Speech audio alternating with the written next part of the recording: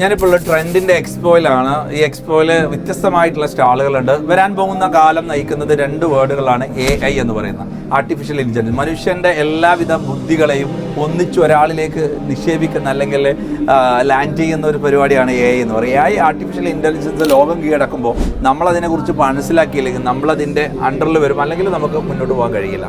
അപ്പോൾ 100% AI എന്ന് പറയുന്നതിനെ കുറിച്ച് കൃത്യമായി ഓരോരുത്തരും അറിയണം. കാരണം ഓരോ കാലത്ത് വന്ന റെവല്യൂഷനെ കുറിച്ച് മനസ്സിലാക്കിയത് കൊണ്ട് തന്നെയാണ് അതിനെ ഉപയോഗിക്കാൻ കഴിയും. അല്ലെങ്കിൽ നമ്മളതിൻ്റെ ഉപഭോക്താക്കളായി മാറും. 2 രീതിയിലാണ് വരിക അല്ലേ. ഇപ്പോൾ നമ്മളെ കൂടെ അൻസാറുണ്ട്, AIയുടെ ഒരു ഡയറക്ടർ ഇവിടെ നമ്മുടെ കൂടെ ഉണ്ട്. അപ്പോൾ ഈ AIയെ കുറിച്ചുള്ള അവരുടെ ഫ്രീ ആയിട്ട് ഒരുപാട് എഡ്യൂക്കേഷൻ കൊടുക്കുന്നുണ്ട്. അപ്പോൾ അതിനെക്കുറിച്ച് എന്താണ് നിങ്ങളുടെ എഡ്യൂക്കേഷൻ സിസ്റ്റം, എങ്ങനെയാണ് നിങ്ങൾ AIയെ കുറിച്ച് ആളുകൾക്ക് അവയർനെസ് കൊടുക്കുന്നത്? നോട്ട് എന്ന് പറയുന്നത് റെഡ്ടെക് സ്റ്റാർട്ടപ്പാണ്. നമ്മൾ സ്റ്റുഡൻസ് സ്റ്റാർട്ട് ചെയ്തിട്ടുള്ള സ്റ്റാർട്ടപ്പാണ്. ഞങ്ങൾക്ക് കോളേജ് പഠിച്ചിട്ടുണ്ടായിരുന്ന സ്റ്റുഡൻസ് ആണ്. ഇപ്പോൾ പഠിച്ച് കഴിഞ്ഞ ദിവസം എക്സാം കഴിഞ്ഞ് ഇറങ്ങിയിട്ടുണ്ട്.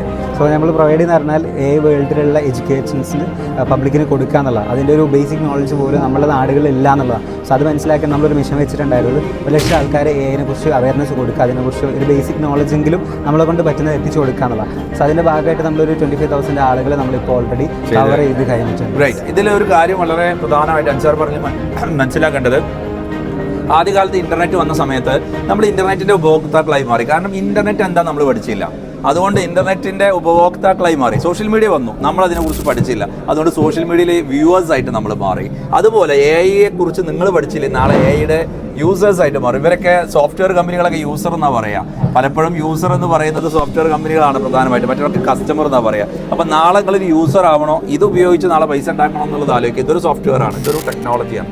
ടെക്നോളജിയുടെ യൂസറായി മാറുമ്പോൾ നാളെ നിങ്ങളുടെ അതിൻ്റെ അണ്ടറിൽ വരും. അതുകൊണ്ട് ഇതിനെ മനസ്സിലാക്കിയില്ലെങ്കിൽ നാളെ അത് വലിയ ദുരന്തമായിട്ട് മാറും എന്നുള്ളത്. അതുകൊണ്ട് എല്ലാവരും പഠിക്കുക.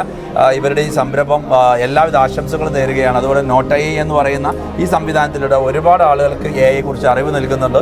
എന്തായാലും മലയാളി കമ്മ്യൂണിറ്റിയിൽ വലിയൊരു വിപ്ലവം ഉണ്ടാക്കാൻ സാധിക്കട്ടെ. നിങ്ങളുടെ ടീമിന് എല്ലാവിധ ആശംസകളും. Okay, thank you.